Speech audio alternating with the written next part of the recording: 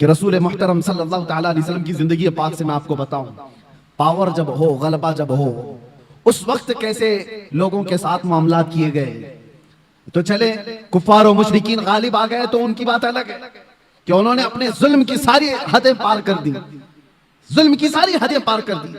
جب غلبہ ملا تھا کافروں کو احد کے میدان میں، بدر میں مسلمانوں کو غلبہ ملا تھا، احد میں کفار و مشرکین کو غلبہ ملا. دونوں کے درمیان زمین آسمان کا فرق ہے.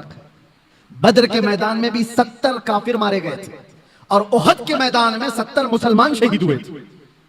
70 مسلمان شہید ہوئے، لیکن دونوں میں فرق اتنا ہے، بدر میں جتنے 70 کافر مارے گئے تھے ایک ایک کو چن کر کے لایا گیا، ایک گڑھے میں ڈالا گیا، ساری لاشوں کو لا کر کے حضور نے ان کو خطاب بھی کیا.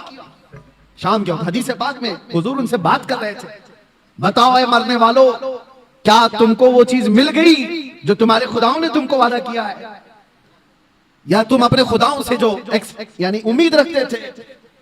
صحابہ تو یہ پوچھ رہے تھے یا رسول اللہ آپ ان کو خطاب کر رہے ہیں، یہ تو مرے ہوئے. حضور فرماتے ہیں یہ زندوں سے زیادہ سنتے ہیں. یہ معاملہ ہے بدر کے میدان کا، پاور تھا، غلبہ تھا. اور ادھر احد کے میدان میں پاور اور غلبہ کفار کو تھا. کیا کیا انہوں نے؟ 70 مسلمانوں کو جو شہید کیا، امیر حمزہ کا سینہ چاک کر کے کلیجہ نکال کے چبایا تھا. انسانوں میں یہ حرکت ہو سکتی ہے؟ کوئی انسان یہ کر سکتا ہے؟ جانور کھاتے ہوں گے جانوروں کو، انسان نہیں. پاور جب ملا تو سینہ چاک کر کے کلیجہ نکال کر کے چبایا. دوسرے کیا کیا؟ سعد ابن ربی، ان کے پیٹ کو پھاڑ دیا اور انتڑیاں باہر نکالی، گلے میں ڈال لیے گئے. کیا یہ انسان کر سکتا ہے؟ تیسری مثال حضرت انس بن نزیر، یہ وہ صحابی ہیں، ان کی بہن کہتی ہیں سوائے ان کی شہادت کی انگلی کے ان کا جسم ملا ہی نہیں، کچل دیا گیا تھا، پورا رون دیا گیا تھا، پورے جسم کو رون دیا گیا. ایک انگلی سے پہچان میں آئے کہ انس بن نزیر کی لاش. لاشوں کے ساتھ یہ کیا. جب پاور آیا تو طاقت آئی تو یہ کیا. چوتھی مثال، یہ تو ایک دو نہیں ہے، کئی مثالیں. عبداللہ بن جہش ایک صحابی، ان کے جسم کے 80 ٹکڑے کیے گئے اور ہر ٹکڑے کو رسی میں پیرو کر ہار بنایا. یہ پاور جب آئے تو کفار یہ کرتے ہیں. اور رسول اللہ صلی اللہ تعالیٰ علیہ وسلم کے ہاتھ میں جب پاور آیا، اب میں آپ کو بتاؤں، یہ احد کا میدان تھا جہاں جنگلی جانوروں سے زیادہ ظلم کفار و مشرکین نے کیا صحابہ کے ساتھ. 70 صحابہ جو شہید ہوئے ہیں، سب کی لاشوں کے ساتھ انہوں نے بہت برا سلوک کیا ہے، بہت برا سلوک کیا ہے. جنگی قانون بھول جاتے ہیں لوگ جب پاور میں آتے ہیں، طاقت میں آتے ہیں. اور یہی پاور جب رسول اللہ کے ہاتھ میں آیا، 10,000 کا لشکر لے کر میرے آقا 20 رمضان کو مکہ میں داخل ہو رہے ہیں. اس وقت جنگ کرنے جیسی نوبت بھی نہیں تھی. کفار مکہ سب بھاگے بھاگے پھر رہے تھے، مقابلہ کرنے کی طاقت نہیں تھی. خاندان بکھرے ہوئے تھے، حضور کے سامنے کھڑے ہونے کی ہمت نہیں تھی، سب چھپ رہے تھے. اور نبی پاک صلی اللہ تعالیٰ علیہ وسلم کے صحابہ شاہانہ انداز میں حرم کعبہ میں داخل ہو رہے تھے. لبیک کی صدائیں گونج رہی تھی، حرم کعبہ کی سرزمین چومی جا رہی تھی اور اللہ اکبر کی صداؤں سے مکہ گونج رہا تھا. اس وقت جانتے ہو 10,000 کا لشکر جب مکہ میں آیا ہو، ہیبت ایسی طاری تھی سب کے دلوں پر کہ لوگ دیواروں سے چپکے ہوئے کھڑے تھے، کوئی دروازوں کے اندر بند کھڑے تھے. لیکن میرے آقا صلی اللہ علیہ وسلم جب حرم کعبہ میں آئے، اذان دی گئی اور پھر مکہ والوں کو بلایا گیا. کہاں ہیں سارے لوگ؟ حیرت ہوتی، آپ کو تاریخ اٹھا کر کے دیکھو، حیرت ہوگی. جس نے حضور پاک صلی اللہ علیہ وسلم کے مقابل میں ایک دو نہیں کتنی جنگیں لڑی. جنگ بدر میں مقابلے میں ابو سفیان ہے، جنگ احد میں مقابلے میں ابو سفیان ہے، جنگ خندق میں مقابلے میں ابو سفیان ہے. حضور کے مقابلے میں ابو سفیان اتنی جنگیں حضور کے مقابلے میں لڑتے رہے. اور حضور اس دن اعلان کرتے ہیں مکہ کے فتح مکہ کے دن جب پاور ہاتھ میں، میرے آقا فرماتے ہیں جو بھی مکہ میں ادھر ادھر چھپ کر کے بھاگ رہے ہیں ان کو ڈرنے کی ضرورت نہیں. جو میرے دادا عبد المطلب کے گھر میں آ گئے وہ پناہ میں ہے، جو ابو سفیان کے گھر میں آ گئے وہ پناہ میں ہے. دشمن کے گھر میں ابو سفیان کو یہ مقام دے رہے ہیں.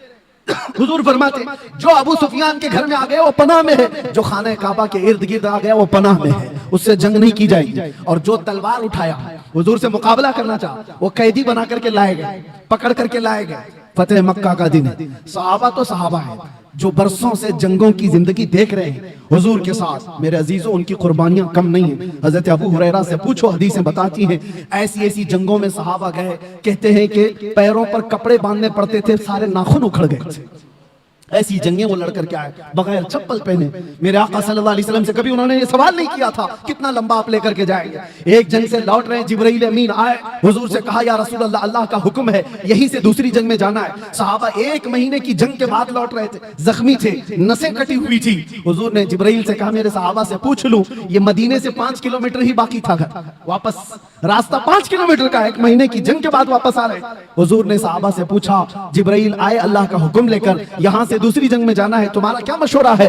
صحابہ میں سے کسی نے ایک نے یہ نہیں کہا مرہم پٹی کر لیں, بیوی بچوں سے بات کر لیں, گھر کے حال چال دیکھ کر کے آئیں. نہیں, سارے صحابہ ایک زبان ہو کر کہتے ہیں یا رسول اللہ دیر کس بات کی, دیر کس بات کی, چلے یہیں سے چلتے ہیں. یہ وہ صحابہ ہیں, یہ وہ صحابہ ہیں. جنگوں نے ان کو چور چور کیا تھا. تو فتح مکہ کے دن لازمی بات ہے میرے عزیزو, پاور ہاتھ میں تھا, غلبہ ہاتھ میں تھا, طاقت ہاتھ میں تھی. جتنے آج تک لڑتے تھے وہ سب قیدی بن کر کے سامنے کھڑے تھے.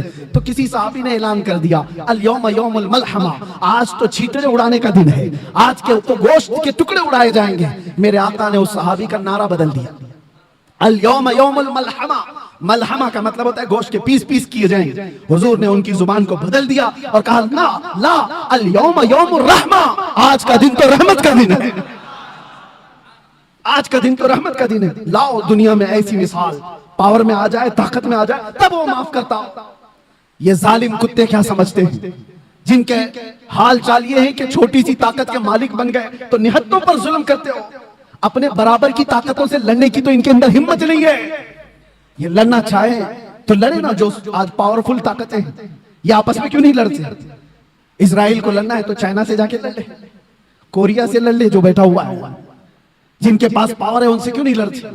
ان کو پتا ہے ہیکڑی نکل جائے گی. لڑنا ہے تو ان غریب نہتوں سے جن کے پاس سبزی کاٹنے کی چاقو بھی نہیں, جن کے پاس بیمار ہو جائے تو دوائی کی گولی بھی نہیں, ان سے لڑنا ہے. اس کو طاقت نہیں کہتے, اس کو دنیا کی سب سے بڑی بزدلی کہتے ہیں, سب سے بڑی بزدلی. اور ایسا جب ظلم ہوتا ہے تو اللہ کی مدد آتی ہے, آئے گی, وقت لگے گا.